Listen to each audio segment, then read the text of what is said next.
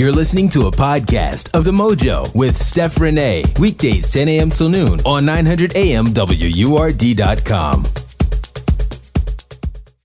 Today's the big day.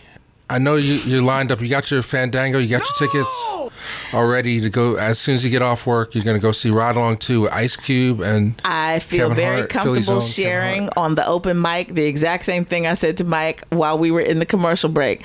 Ride Along barely held my attention to the end of the first one. When I hear that they're making a sequel of a film that I barely got through in its initial stage, I definitely am not going to the sequel.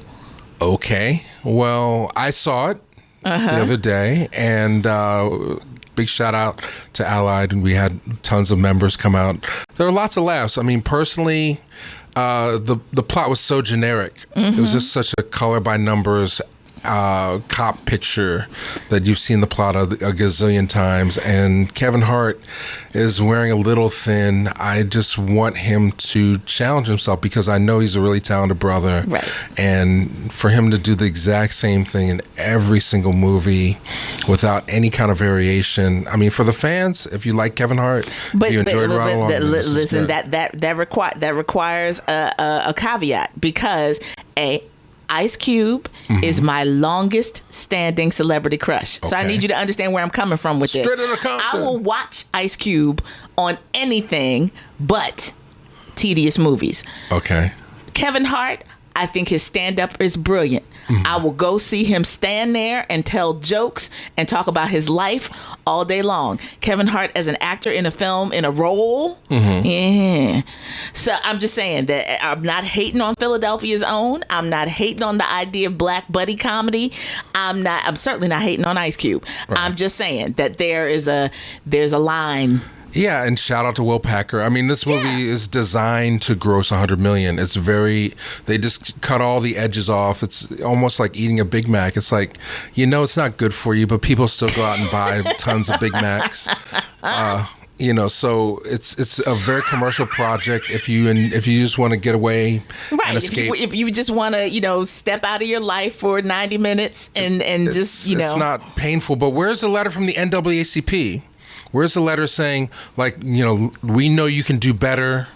There's a lack of, you're not challenging the audience, you're not challenging yourself. I was going to say, but there are a whole lot of people who will argue you down about that for precisely the reason that you just said. Okay. That they go out to the movies because they don't necessarily want to be reconfronted with the realities that they're dealing with in their own lives. So, mind fluff for 80, 90 minutes is precisely the reason they're going to the theater, and they don't mind it.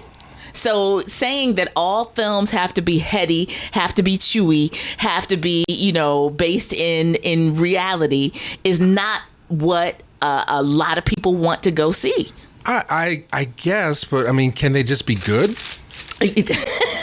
Can you just make a good movie? Why me way down this rabbit hole? Why are my options either go see this or not see it? I have snooty cultural taste, so that is never going to be my thing. I've already explained to you this film. It's not going to be my thing. We could have wrote the script. See, now I feel insulted. It just felt like they were improvising half the movie. Well, they probably were. Now here's the scene where you got to go talk to the drug dealer, but he's masquerading as this, so. And it's set in Miami. It is meant to be. It was all right. Fluff. It was. I'm not hating on Ice Cube or Kevin Hart. I just want them to make better movies so I can really get behind them because I do think those brothers have talent, and the door is wide open for a great action comedy with black people. And this is a black film. It doesn't necessarily underline the fact that it's black, but there are definitely cultural references there. So I appreciate that from them. And Will Packer, unlike some recent films where they say, well, we're just trying to get everybody to come see it. I mean, they're definitely trying to satisfy their core audience first. But Hangover 2 is great. It was the same movie. It was the same movie as the first Hangover, bro. The Troy and I both turned our heads and looked at each other like, like, no, it was a good sequel. It was a good sequel. This is from the same producers. Any of them. This was from the same executive producers as Hangover, but it just seems like they put way less effort in trying to get a good script together for this. Again, I haven't seen any of them, and there's a reason for that. But anyway, but it's always a pleasure having you in studio, sir. So go and there's plenty for us to deal with. Next week, of course, is the lead into Black History Month, and there are a lot of great Black films coming to free television, coming to cable. I'm not sure if I'm going to be here though, because that's right. You'll be in. Yes, that's right. Traveling to Sundance. Yes, so safe travels. Yes. To you and Sundance. Hopefully, you'll get a chance to call and check in. But if not, then we'll continue this conversation as we lead into February, because there is a lot of Black culture to be absorbed by all the various films that are going to be released on channels and all kinds of other media around us. Just shout out to Angela Bassett, Kenny Leon, Dee Rees, and Chris Rock, who were nominated for DGA Outstanding Directors Guild of America, for those of you who are following along in the acronym game. Directors Guild of America, Outstanding Directorial Achievement in Television, Commercials, and Documentary. Nice. This year. So this is Chris Rock and Angela Bassett for the Whitney biopic. Chris Rock for directing the Live at the Apollo for Amy Schumer. Okay. Dee Rees for Bessie, and Kenny Leon for The Wiz Live. Yes. Which is out now on DVD. Also, I guess Big Shot, Straight Outta Compton comes out on DVD on Tuesday. Yeah, I might eventually buy it. That's not I got to get it on the first day of release. We're gonna send. Even though I did enjoy it, we're gonna send Brother Brock a copy because he called in. Nice. And this Martin Luther King Day is always the day that Turner Classic Movies chooses to have a marathon of Black films. So this year they're centering on the classic race movies of the 30s and 40s, starting at 6 a.m. on Monday morning, the 18th, with Broken Strings, starring Clarence Muse, great film. Miracle in Harlem, another race film from 1948.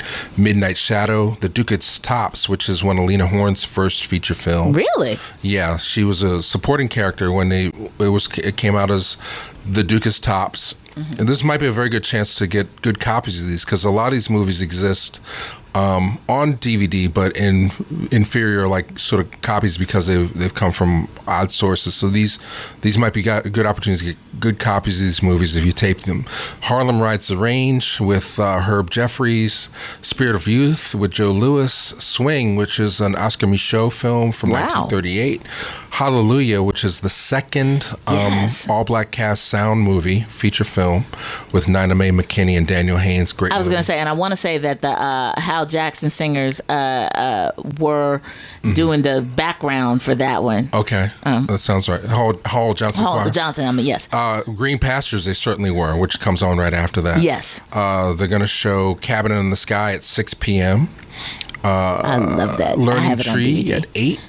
Followed by Sounder, followed by Cooley High at 2 a.m. So they get more modern as you get further into the day. Well, the block starting at 8 o'clock is Black Coming of Age. It becomes the theme.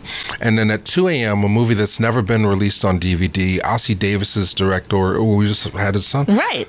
Black Girl, 1972. It's a movie starring Brock Peters and Leslie Uggams that has never been officially released on DVD. Now, you want to talk about that strong Black man profile. Man, Brock Peters he was dark. He had the features. You know what I mean? Like, he was one of those faces that I was like, that's a brother right there. Right. Yeah, so that's amazing. That's a great lineup. And the last one at 4 a.m. is Bright Road with Dorothy Dandridge and Harry Belafonte. I will not be staying up till 4 a.m. Well, Sorry. That's why I have DVR. You can set your DVR. So all that information is on TCM.com monthly schedule, and I'll also post it at Reelblack.com before Mondays. Awesome.